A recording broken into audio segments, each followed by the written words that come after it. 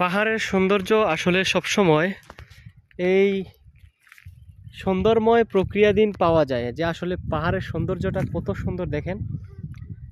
শীতকাল হলে তো কুয়াশায় আচ্ছন্নে ভরা থাকে, আর শীতকাল অলরেডি চলে গেছে। তাছাড়া চতুর্দিকের দৃশ্যটা কি সুন্দর লাগতেছে। যখন এই গাছগুলা আসলে সবুজ পাতায় আকৃত হবে তখন আরও ভালো লাগবে দেখতে। বাট এখন আমরা যেই সিজনে আসছি, এখন গাছের পাতা এখনও ভালো করে প্রসারিত হয় নাই, ছাড়ে নাই। যাই হোক, আমরা খুবই ভালোভাবে উপভোগ করতেছি যে এই সৌন্দর্যটা দেখেন। পাহাড়ের উঁচু স্থানে যেই সৌন্দর্যর একটা বৃত্তি দেখা যাচ্ছে, সেটা আসলে খুবই চমৎকার। তো আমি কই বানর কই? ওই যে গাছগুলা ইয়ে করতেছে। ও ওই যে নিচে।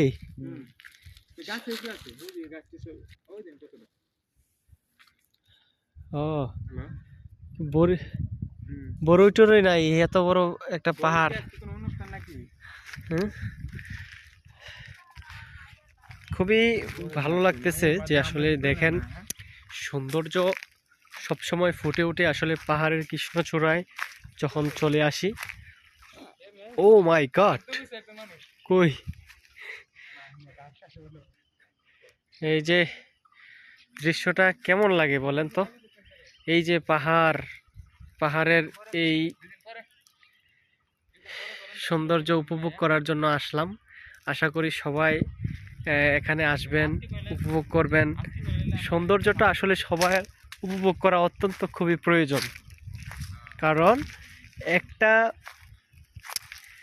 একাকিত্ব জীবন থাকার চাইতে এরকম সুন্দর পাহাড় দেখবেন, সমুদ্র দেখবেন, এগুলো দেখলে মন ফ্রেশ থাকবে। তো আমি ভালো করে নিজের কাছে কমফোর্টেবল মনে করি সবসময় এই প্রাকৃতিক সৌন্দর্যের সাথে সবসময় মিশে থাকা অত্যন্ত খুবই গুরুত্বপূর্ণ। কারণ এই সৌন্দর্যটা কেন জানি ফুটে ওঠে নিজের আত্মবিশ্বাসের সাথে। দেখেন আসলেই ভালো লাগে। তো সবাইকে বলি, সবাই ভালো থাকবেন, আমার পাশে থাকবেন।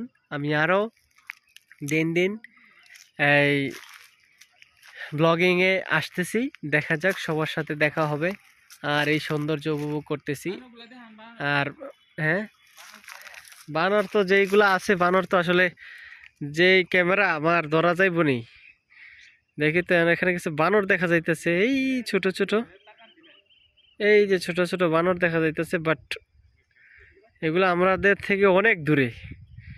তো যাই হোক, সবাই ভালো থাকবেন, সুস্থ থাকবেন, পাশে থাকবেন সবসময়।